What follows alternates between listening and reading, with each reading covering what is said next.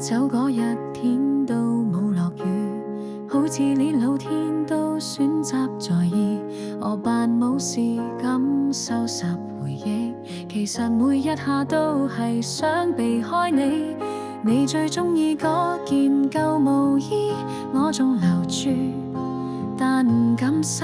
仲有你走之前嗰種味道，我講冇事，你信唔信？人哋話時間會證明，但佢淨係證明咗我仲記得你。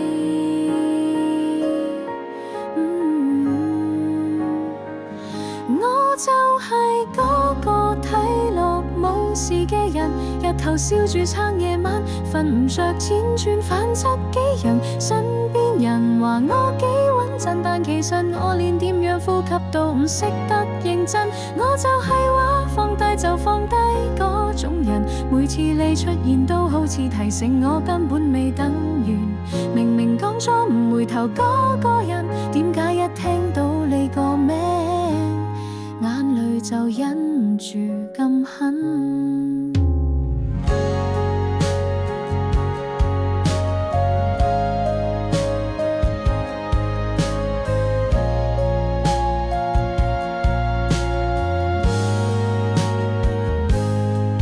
後來聽講你搬咗去海邊，我估你終於揾到屬於你嘅安靜。我唔應該再嚟，但都數過嗰度嘅天氣，習慣真係一種唔出聲嘅病。我寫過好多想成俾你嘅句子，全部停喺草稿上冇膽子。我驚你身邊已經有人行埋，而我仲翻緊你以前嗰啲語氣。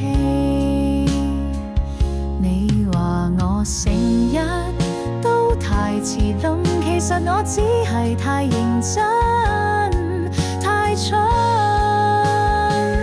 我就係嗰個扮冇關係嘅人，將每次心痛都收埋，係朋友圈啲冷靜文，望住你同人一齊笑住出現。我啱啱祝福完，其實心入面淨係得恨。我就係嗰個冇資格去追回你嘅人，最後一次你走，我連句再見都聽唔真。我話你走啦，我會冇事腳，但你聽唔到我心入面，其實我一直都等。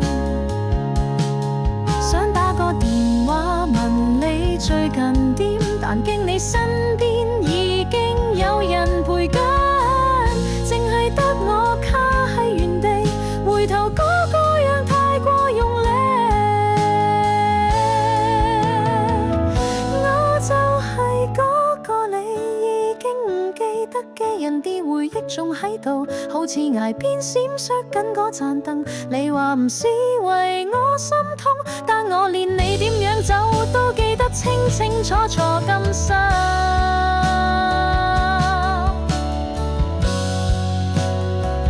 我就係嗰個睇落冇事嘅人，其實早就唔係啦，只係冇